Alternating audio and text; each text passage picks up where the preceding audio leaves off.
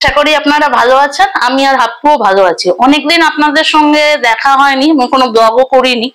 এই কারণেই করিনি কারণ হাপ্পু আমার ফোনটা ভেঙে দিয়েছে। ফোনটা ভেঙে দেওয়াতে আমি তো ব্লগ করতে পারছিলাম না। তা এখন আমার ফোন ঠিক হয়ে আসেনি। ব্যাপারটা হচ্ছে কি, তাই জন্য আমি একটা পুরোনো ফোনকে মোটামুটি একটা ঠিকভাবে চালিয়ে এখনকার মতো ব্লগটা করছি। আজকে হচ্ছে 24 তারিখ, আজকে হচ্ছে 24শে এপ্রিল। 24শে এপ্রিল হচ্ছে আমার বিবাহ বার্ষিকী ছিল।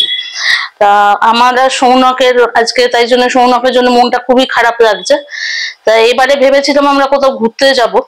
তা অনেক কিছুই ভেবেছিলাম, তা সেটা তো আর হলো না। তা আগে আগে বিয়ের পরে মানে যখন আমরা ওখানে থাকতাম শিলিগুড়িতে, তখন এই 24শে এপ্রিল বিবাহ বার্ষিকীর দিন ওই ও আর আমি দুজনে মিলে বাইকে করে যেতাম। দুধিয়া বলে একটা জায়গা আছে, এটা হচ্ছে মিরিকের ঠিক আগে। যারা নর্থ বেঙ্গলের লোক তারা তো জানবেন, আর যারা এখানকার অন্য জায়গাতে রয়েছেন, এটা ঠিক মিরিকের আগে একটা জায়গা আছে, দুধিয়া নাম। জায়গাটা খুব সুন্দর। পাহাড়ের মধ্যে পাহাড় আছে, ইয়ে আছে, জল মানে নদী আছে, সামনে একটা আর্মি মানে আর্মিদের ট্রেনিং হতো ওখানে। তা ওদের ট্রেনিংও হয়। আর ওখানে একটা খুব সুন্দর একটা রেস্টুরেন্ট ছিল। সেই রেস্টুরেন্টটাতে আমরা যেতাম, খাওয়া দাওয়া করতাম, তারপরে কিছুক্ষণ ঘুরে টুরে বাড়ি চলে আসতাম। তো এইভাবেই কাটাতাম।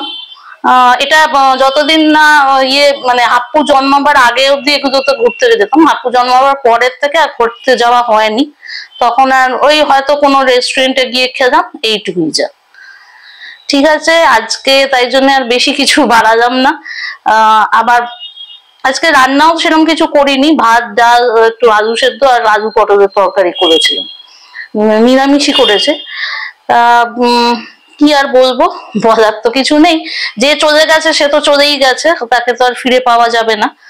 তা যাই হোক, আপনারা সবাই ভালো থাকবেন, ভালোভাবে থাকবেন, আনন্দে। Okay, bye, see you in next blog.